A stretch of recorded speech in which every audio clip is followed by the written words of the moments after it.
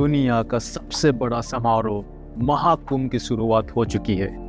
मेले के पहले दिन त्रिवेणी संगम में डुबकी लगाने के लिए रिकॉर्ड 1.5 करोड़ श्रद्धालु इकट्ठा हुए थे। आज तक यानी 26 जनवरी 2025 तक 7 करोड़ से ज़्यादा लोग इस पवित्र स्नान में शामिल हो चुके हैं। ये आंकड़े हमारे देश की न केवल धार्मिक बल्कि आध्यात्मिक शक्ति को भी दर्शाते हैं।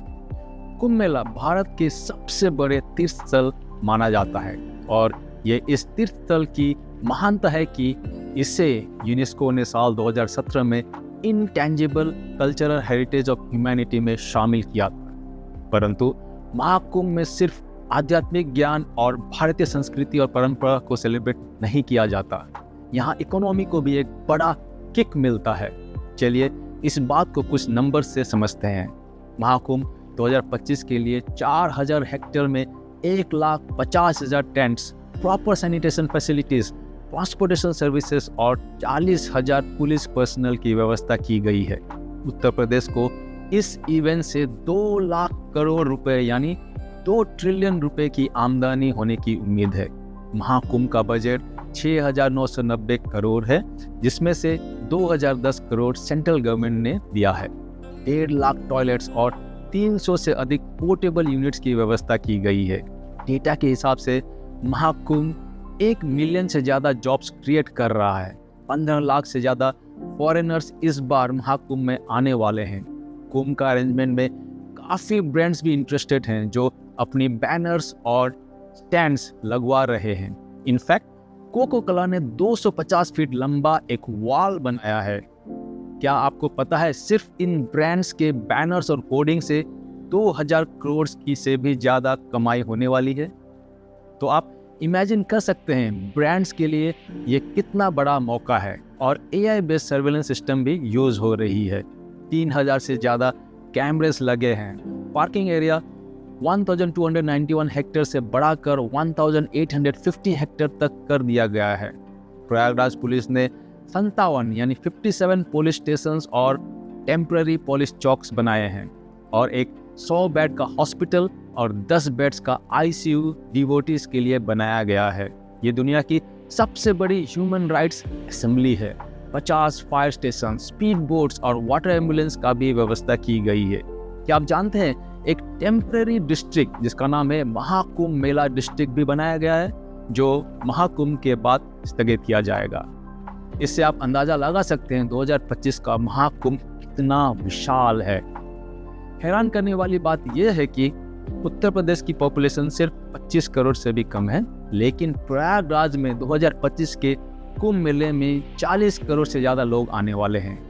पर हमारे कुछ सो कॉल्ड जर्नलिस्ट जैसे रवीश कुमार जी इस पे भी डाउट कर रहे हैं कि महाकुंभ में 40,000 करोड़ लोग कैसे आ सकते हैं। जैसे उरी अटैक के बाद केजरीवाल जी ने इंडियन आर्मी पर क्वेश्चन मार्क मारा था, वैसे ही रवीश कुमार जी और उनके जैसे कुछ जर्नलिस्ट 40,000 करोड़ के नंबर पर क्वेश्चन मार्क मार रहे हैं। इनको चुनिंदे लेफ्ट लिबरल्स के अलावा सभी भारतीय कुंभ मेला में हर बार आने वाले करोड़ों श्रद्धालुओं की वजह से जो देश की इकोनॉमी को बूस्ट मिलता है उससे भली भांति वाकिफ हैं। आपने न्यूज़ और दूसरे वीडियोस में देखा और सुना ही होगा कि महाकुंभ मेले के आयोजन में कितने लेवल्स की सिक्योरिटी अरेंजमेंट हुई है। एयर, लैंड एंड वाटर तीनों जगह पर। और ये कहने की जरूरत नहीं है कि महाकुंभ 2025 से कई सेक्टर्स को फायदा होने वाली है। टूरिज्म और हॉस्पिटैलिटी सेक्टर में भारी ग्रोथ होगी, जिससे होटल्स, धर्मशाला और लोकल अकोमोडेशन को बड़ा बूस्ट मिलेगा। करीबन 40,000 करोड़ रुपए का बिजनेस एक्सपेक्टेड है। ट्रांसपोर्टेशन सेक्टर जिसमें रोड, रेल और हवाई सफ़र शामिल है, ये भी इससे बहुत बेनिफिट करेगी। फूड और ब्रेवरेज इंडस्ट्री, खास तौर पर डेयरी प्रोडक्ट्स और ग्रोसरीज की टर्नओवर काफ़ी बढ़ेगी। इस इंडस्ट्री में लगभग 20,000 करोड़ रुपए की टर्नओवर एंटिसिपेटेड है। रिलीजियस आइटम्स, हैंडीक्राफ्ट्स और सोवेनियर की बिक्री से लोकल आर्टिसंस और ट्रेडर्स को भी फायदा होगा। इससे भी 20,000 करोड़ की बिजनेस एक्सपेक्टेड है। इंफ्रास्ट्रक्चर डेवलपमेंट से कंस्ट्रक्शन सेक्टर को पुश मिलेगा। हेल्थ केयर सर्विसेज, IT और डिजिटल सर्विस और एंटरटेनमेंट इंडस्ट्री भी इससे लाभान्वित होंगे। सिर्फ IT इंडस्ट्री से 1000 करोड़ से ज़्यादा बिजनेस करने की उम्मीद है। इन सब के अलावा बैंकिंग और फाइनेंशियल सेक्टर भी इससे बड़ी ग्रोथ करेगी। कुल मिलाकर महाकुंभ 2025 इकोनॉमी के हर सेक्टर को एक नया जोश देगा। और जो लोग क्वेश्चन कर रहे हैं कि सरकार क्यों 7,000 करोड़ महाकुंभ में खर्च कर रही है, तो उन लेफ्ट लिब्रांडोस को बोलिए कमाई 2 लाख करोड़ से ऊपर होगी, तो रिटर्न ऑन इन्वेस्टमेंट 2760% से भी ज़्यादा है।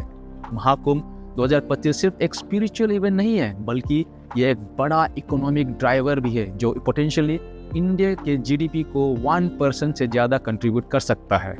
इस मैसिव ROI यानी रिटर्न ऑन इन्वेस्टमेंट से पता चलता है कि ये इवेंट कल्चरल और इकोनॉमिक दोनों तरह से कितना इम्पोर्टेंट है।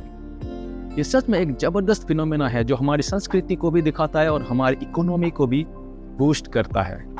और अगर आप भी महाकुंभ के अवसर पर गंगा, यमुना और सरस्वती के त्रिवेणी संगम पर डुबकी लगाने की सोच रहे हैं, तो ये याद रखिए आपके पास 13 जनवरी से 26 फरवरी तक का ही समय है और उसमें भी अब तक कुछ दिन निकल चुके हैं।